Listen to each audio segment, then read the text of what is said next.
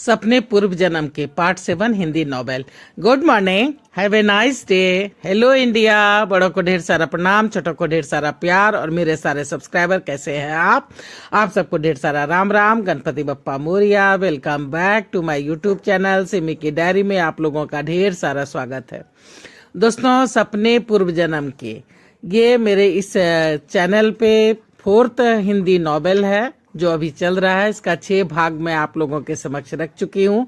तो आज इसके 7वें एपिसोड में मैं आप लोगों का तहे दिल से स्वागत करती हूँ।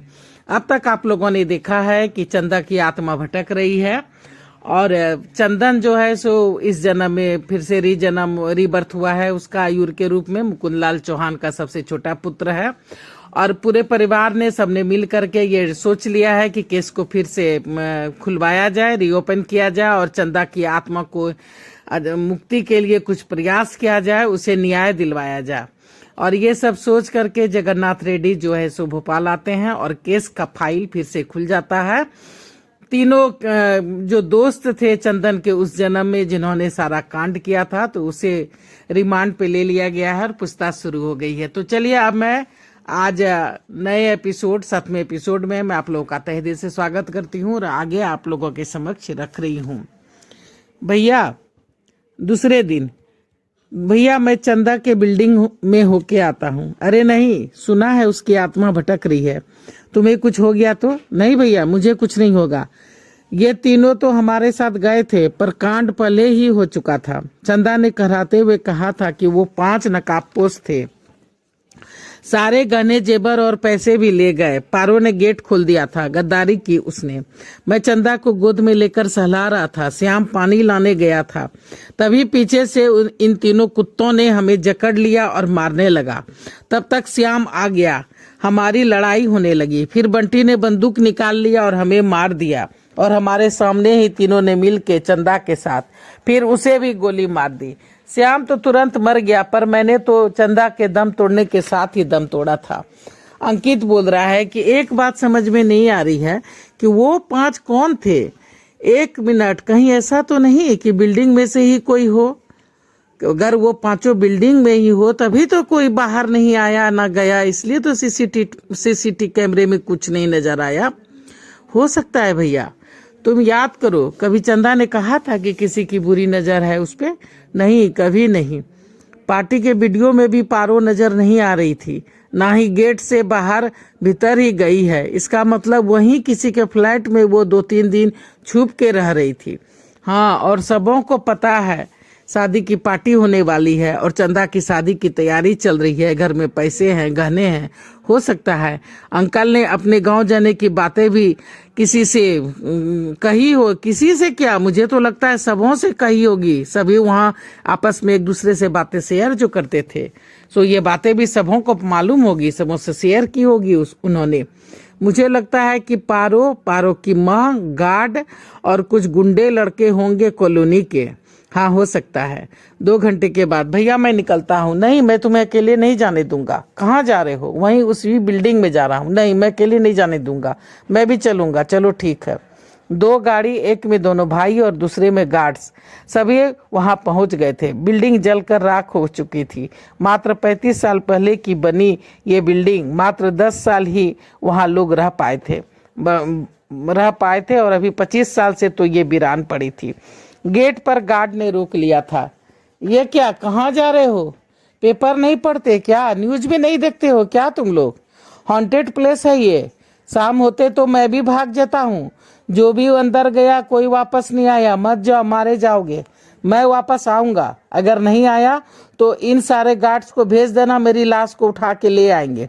ये क्या कर रहे हो? मैं उसे जानता हूँ, मुझे जाने दो। किसे जानते हो? चंदा को। चंदा कौन? वो भूतनी? हाँ, पागल हो गए हो क्या? हाँ चलो भैया। अरे रुको तो, मैं पुलिस बुला लूंगा। तभी गार्ड ने उसे पकड़ लिया। जाने दो, कुछ भी होगा तो हम लोग हैं ना, तुम चिंता मत करो। मेरी नौकरी का सवाल है सर, छूट जाएगी तो दूसरी दिलवा दूंगा। चल, अगर अगल बगल कहीं चाय की दुकान है तो जा और चाय ले आए हम सब के लिए। क्या जबरदस्ती है यार? अरे जा ना, मार खाएगा क्या? हाँ ठीक है। अंकित और आयुर बिल्डिंग में आ जाते हैं। क्या हालत हो गई है भैया, यहाँ तो दिन में भी डर लग रहा है। तो चल वापस चले। नहीं, मैं जो काम करने आया हूँ वो तो मैं करके ही जाऊंगा। चंदा चंदा कहाँ हो तुम, चंदा चंदा देखो मैं आ गया। अंकित जो है सो चंदा चंदा चिल्लाते चिल्लाते अंकित और अयूर दोनों छत पर आ गए थे।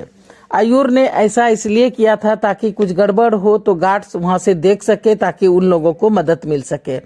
सारी बातचीत पहले ही तय हो गई थी। 5 मिनट तक चंदन चिल्लाता रहा पर कोई रिस्पांस नहीं आया।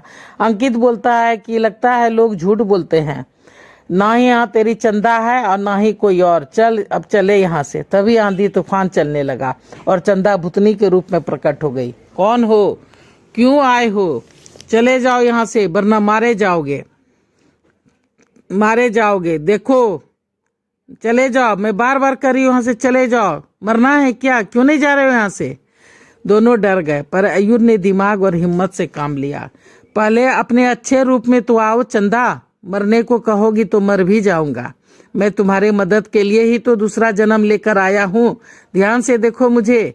अयूर फुट फुट के रोने लगा। मैं चंदन हूँ, तुम्हारा चंदन। हाँ मैंने पहचान लिया। और ये तो श्याम है क्या। नहीं, ये मेरा बड़ा भाई अंकित है। अंकित है हाँ, पर ये श्याम है। पर मुझे कुछ याद नहीं है कि मैं श्याम हूँ। नहीं, हाँ वो प्रकाश पुंज ने कहा था मुझे। दोनों भाई आएंगे तुम्हें मुक्त करने, तब जाके तुम्हें मुक्ति मिलेगी। मतलब नहीं समझा, बताती हूँ। जब हम तीनों मर गए तो एक प्रकाश पुंज आया, तुम दोनों को लेकर जाने लगा। मैंने जाने की बात कही तो कहा कि तेरा वक्त अभी नहीं आया है, तुम्हें अपनी लड़ाई खुद लड़नी है। ये दोनों भाई खुद आएंगे तुम्हें मुक्त करने, तुम चिंता मत करो। मैं यहीं कैद होके रह गई। कैसे मेरे कातिल मुस्कुराते रहे और मैं रोती रही। जिसने मुझे मारा, हमें मारा, हमारा हितैषी बन करके ढोंग करता रहा, हमारे माँ बाप को झूठा संतावना देता रहा। मन तो हो रहा था चीख चीख के सबों को सब कुछ बताऊं, पर मैं यहाँ कैद होके रह गई थी। बिल्डिंग में हर जगह आ जा सकती थी पर गेट के बाहर नहीं जा पा रही थी। मुझे समझ में नहीं आ रहा था कि वो 5 नकाबपोश कौन थे जिसने पहले मेरा रेप किया और बाद में मुझे मार डाला। मैं बिल्डिंग में जहां तहां घूमती रही। मम्मी पापा फ्लैट छोड़ के चले गए थे। कभी बच्चों को खेलते देखती तो कभी किटी पार्टी में पहुंच जाती, पर कभी किसी को मैंने तंग नहीं किया। एक दिन उदास छत पर खड़ी थी, वहीं वो 5 जमा थे। गेटमैन रवि, माली सरदार, छोटा, बिट्टन और गुड्डू। जिसे मैंने अपना भाई समझा था, अपना दोस्त समझा था, वही मेरे पतन के कारण बने। वो सब आपस में शराब पी रहे थे और अपनी अपनी बखान कर रहे थे। मैं उठ के आने लगी, सोचा ये ऐसे ही ताश खेल रहे हैं। तभी सब लड़ने लगे और कुछ बंटवारे की बातें करने लगे। क्या बक रहा है, दीवाल के भी कान होते हैं, दिमाग मत खराब कर। पूरा 2 साल रुकेंगे जैसा कि पहले तय हुआ था। तब सारे जेवर बेचने कलकत्ते चलेंगे और जैसे ही और पैसे भी वैसे ही, और पैसे भी तभी खर्च करेंगे। अभी करने से पकड़े जाने का डर है। सुना नहीं था। उसका बाप बोल रहा था कि नोट ज्यादा थे इसलिए बैंक वालों ने नंबर और सीरीज देख करके दिया है, पकड़े जाएंगे। अरे सालों, यहाँ कड़की छाई है, सबों को कर्जा देना है और तुम साल भर की बात करता है। मैं और इंतजार नहीं कर सकता। पकड़े जाएंगे तो पकड़े जाएंगे, पर मुझे तो पैसे चाहिए, मेरा हिस्सा दे दो। मैं समझ गई। सभी लड़ने लगे कि मैं समझ गई। तभी चंदा बोल रही है कि मैं समझ गई। तभी जब वो लोग लड़ने लगे कि इन 5 ने ही मेरी जिंदगी बर्बाद की है। मैं बाहर नहीं जा सकती थी, उन तीनों से बदला नहीं ले सकती थी, पर इन 5 को तो खत्म कर सकती थी। इसलिए मैंने शॉर्ट सर्किट करके आग लगा दी, फिर 5 को बिल्डिंग से नीचे पटक दिया। बहुत घायल हुए, 2-4 मारे भी गए, पर मैं क्या करती, गेहूं के साथ घुन तो पिसता ही है। पर लोग बोलते हैं और बहुत सारों को मारा है तुमने। हाँ, डर के से मर गए होंगे, मेरे डर से मर गए होंगे। तुम यहाँ क्या करती हो, कैसे मन लगता है। बस सोई रहती हूँ, कभी कभी रोती भी हूँ। तुम दोनों का ही इंतजार कर रही थी, अब तुम्हारा इंतजार खत्म हो गया चंदा। उन पांचों को तो तुमने सजा दे दी है, अब बचा वो तीनों भी गिरफ्तार हो चुका है, पेशी होगी। जैसे ही डेट पड़ेगा मैं तुम्हें फोन करूंगा और मुझे पूरा भरोसा है कि उस दिन माँ दुर्गा तुम्हें खुद यहाँ से आजाद कर कोर्ट पहुंचा जाएगी। तुम अपनी लड़ाई खुद लड़ोगी और जीतोगी भी। फिर तुम मुक्त हो जाना, चली जाना एक नए शरीर नए जीवन की तलाश में। इस जन्म अगर तुम्हारा नहीं हो सकूंगा तो कोई बात नहीं, अगले जन्म हम फिर मिलेंगे चंदा, मैं तुमसे जरूर मिलूंगा, ये वादा है मेरा। कह के आयुर सिसक पड़ा। अब चले? अंकित बोलता है अब चले? हाँ, ये मोबाइल रख लो। चंदा ने कहा कि अच्छा ठीक है। आयुर ने चंदा को मोबाइल दे दिया। दोनों चंदा से विदा लेकर के नीचे आ गए। नीचे उतर कर देखा तो चंदा छत पर ही थी। दोनों ने हाथ हिलाया। पहरेदार डर गए। आप दोनों जिंदा हो? क्यों दिख नहीं रहा है कि हम लोग जिंदा हैं? किसे हाथ दिखा रहे हो? वो क्या ऊपर खड़ी है, तुम्हें नहीं दिख रहा? नहीं, भूतनी भाग गई क्या? अपने सेठ को बताऊं ताकि इस बिल्डिंग को गिरा करके दूसरा बनवा सके? सोचना भी नहीं, वो अगर सुन लेगी तो दिन में भी यहाँ टिकना मुश्किल हो जाएगा तुम्हारा। अपने बाल बच्चों की सोचो। हाँ साहब, ठीक कहा आपने। ये लो कुछ पैसे रख लो, बच्चों के लिए कुछ खरीद लेना। जी धन्यवाद। अंकित और आयुर और दोनों बॉडीगार्ड के साथ वापस गाड़ी में बैठ करके फ्लैट पे आ गए थे। आयुर ने जगन्नाथ जी से सारी बातें की थी। वो फुट फुट कर रो पड़े थे। तुमने हमारे बारे में बताया चंदा को? हाँ, चंदा पूछ रही थी अंकल कि मम्मी पापा अभी तक जिंदा हैं कि नहीं। मेरी बच्ची, रेड्डी साहब सिसकते हुए सो गए। तो चलिए दोस्तों, सपने पूर्व जन्म के 7वां भाग मैं यहीं पे समाप्त करती हूँ। बस अब खत्म ही है। अगला बार लास्ट एपिसोड में आप लोगों के समक्ष रखूंगी। उसके बाद होगा तो दूसरा नॉवेल स्टार्ट करूंगी।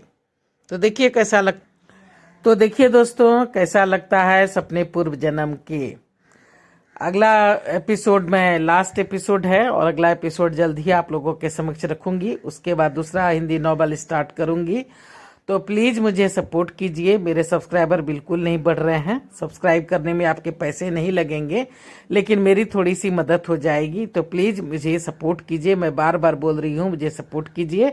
और सपोर्ट करने के लिए सब्सक्राइब कीजिए, लाइक कीजिए, शेयर कीजिए, कमेंट्स कीजिए और बेल का बटन जरूर दबाइएगा ताकि जब जब मैं वीडियो डालूंगी तो आप लोगों को नोटिफिकेशन मिल सके। अब मैं अपनी वाणी को यहीं पे विराम देना चाहती हूँ। जय भोलेनाथ, हर हर महादेव। और आप लोगों का ढेर सारा थैंक्स सब्सक्राइब करने के लिए, सपोर्ट करने के लिए, अपना सपोर्ट बनाए रखने के लिए और मेरे वीडियो को शुरू से अंत तक देखने के लिए। थैंक्स।